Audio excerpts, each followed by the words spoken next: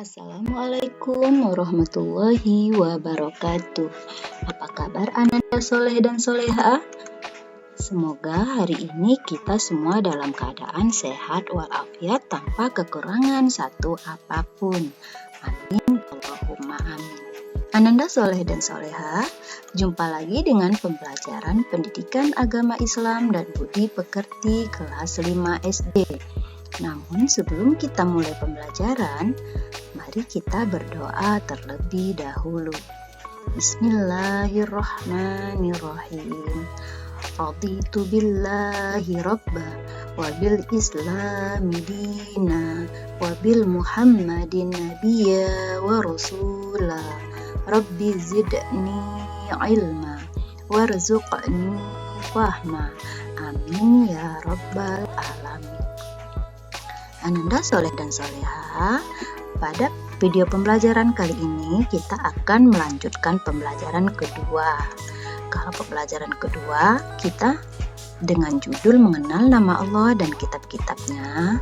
Minggu lalu kita sudah belajar tentang mengenal Allah melalui Asmaul Husna, dan minggu ini kita akan memasuki subbab yang kedua, yaitu mengenal kitab-kitab Allah Subhanahu wa Ta'ala.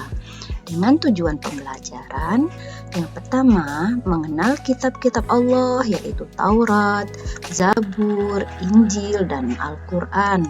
Yang kedua, memahami kitab-kitab Allah membawa ajaran terpuji. Perintah beriman kepada kitab-kitab Allah termaktub dalam Quran surat An-Nisa ayat 136 yang artinya, wahai orang-orang yang beriman, tetaplah beriman kepada Allah dan Rasul-Nya, dan kepada kitab yang diturunkan kepada Rasul-Nya, serta kitab yang diturunkan sebelumnya. Barang siapa ingkar kepada Allah, malaikat-malaikatnya, kitab-kitabnya, dan Rasul-Rasul-Nya, kemudian hari akhir, maka sungguh orang itu telah tersesat sangat jauh. Quran Surat An-Nisa ayat 136. Ananda soleh dan soleha, Allah Subhanahu wa Ta'ala menyuruh manusia beriman kepada kitab Al-Quran dan kepada kitab-kitab yang diturunkan kepada Rasul sebelumnya. Jika tidak beriman kepada kitab-kitab itu, maka orang itu tergolong orang yang sesat. Bagaimana cara beriman kepada kitab Allah? Caranya dengan meyakini bahwa Allah Subhanahu wa Ta'ala telah menurunkan kitab-kitabnya kepada Rasul-Nya melalui malaikat Jibril. Kitab-kitab tersebut harus dijadikan pedoman hidup untuk menuntun dan mengatur cara kita bersikap dan berperilaku guna mencapai keselamatan dan kebahagiaan hidup di dunia dan di akhirat. Nama-nama kitab Allah Subhanahu wa Ta'ala. Allah telah menurunkan 4 kitab suci serta beberapa suhuf yang diberikan kepada Nabi dan Rasul yang berbeda zaman dan umatnya.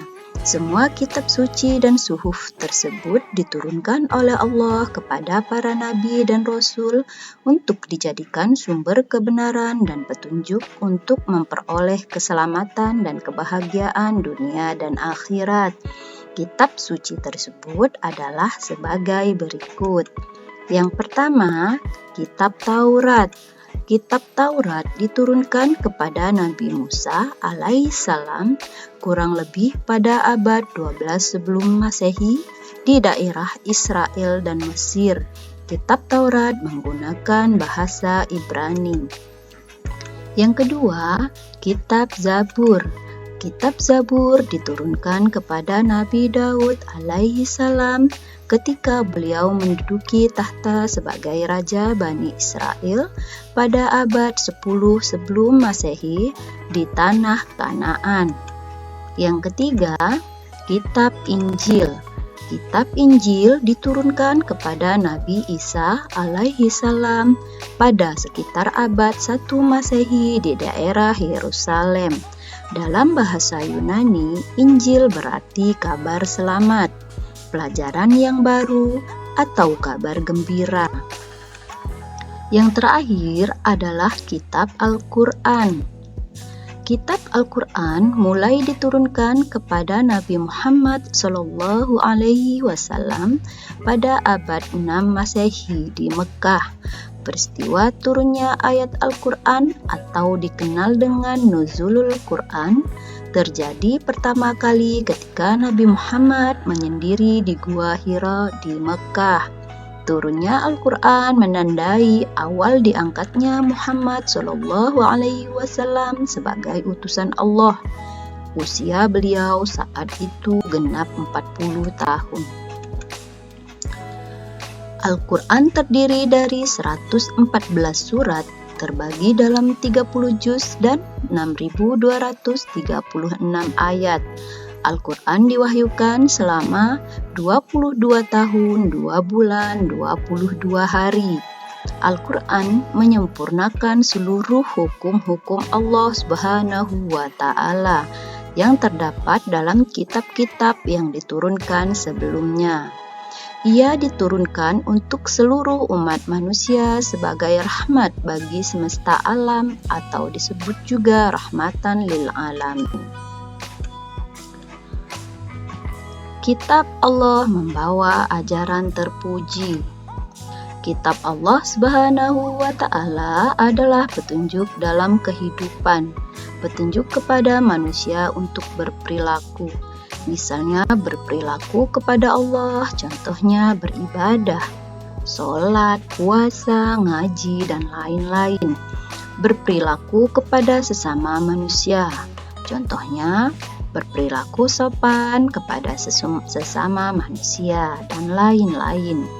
Berperilaku kepada hewan, tumbuhan, dan alam semesta, contohnya memberi makanan hewan, merawat tumbuhan, dan tidak menebang pohon sembarangan. Bahkan berperilaku untuk diri sendiri, misalnya selalu bersih, makan minum dengan teratur, dan tidak boleh menyiksa diri.